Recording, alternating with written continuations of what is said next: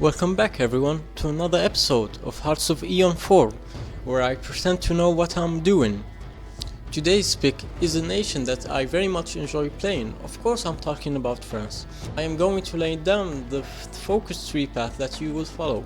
Start by going down your political tree and start getting rid of the economy debuffs until you reach the national champions focus. From there you will fix your disjointed government national spirit by going down your foreign policy path, followed up by the Bloom Violet proposal, choosing to encourage immigration, which removes the nasty 25% debuff on your manpower.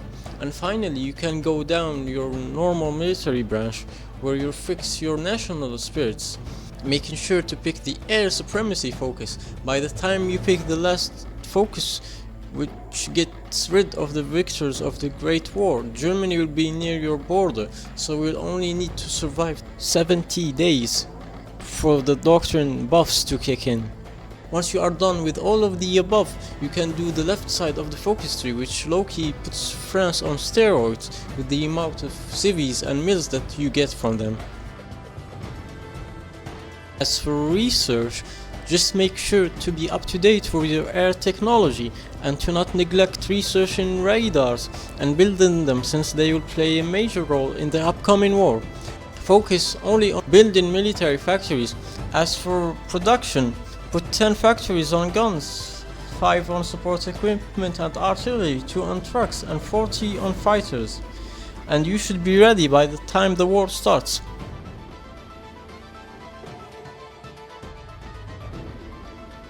This is the fighter template that we will be using. Make sure to constantly upgrade them with the buffs that you get from the air designer from time to time. And for your front line units, just use this template and make sure you have 72 units manning the Belgian front with them. And this is the tank template that you will be pushing with. Modify it depending on your doctrines so that it has at least 13 org. Small note, make sure to get rid of the Matignon agreements at the start of 1938, but not any sooner, or you will be hit with horrible strikes that will cripple your economy down. As soon as the war starts, make sure to save up 150 PP to go up to extensive conscription. Being honest here, it would have been better if I didn't bother trying to hold the Belgian front and stayed entrenched in my own homeland. I still managed to pull myself through without getting overrun.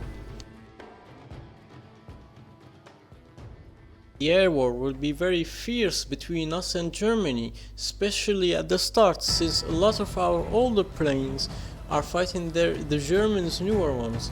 So stand tight, since Germany, unlike us, cannot replace their losses, and once they start using their older fighters, they are done for. From here on out, just play on 4 speed and make sure to not get reinforced memed. Germany will run out of steam eventually. I am sure that you've had enough of me blabbing, so enjoy the spectacle.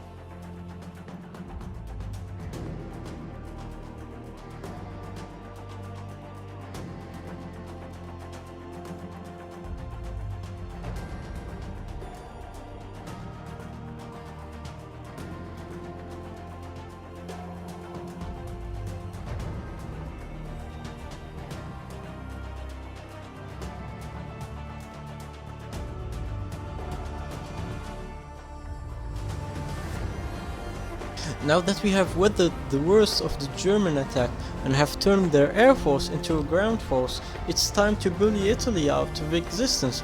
They stand no chance against us, especially with our new cast being added just recently into production.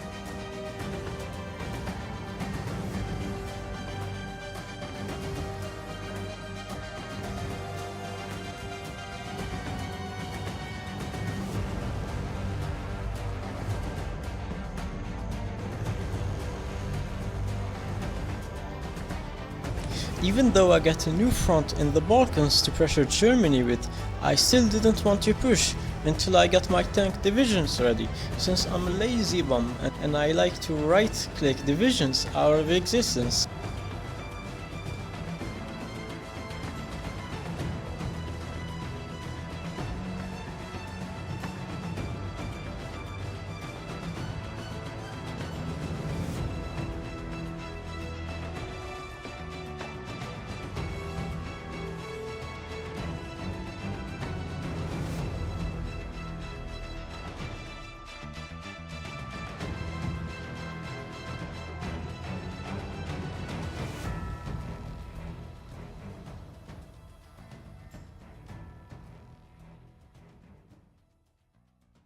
Next on the shopping block is the Soviet onion, and I intend on making a delicious soup with them, since I'm not a big fan of a Russian bear breathing down my neck in the future.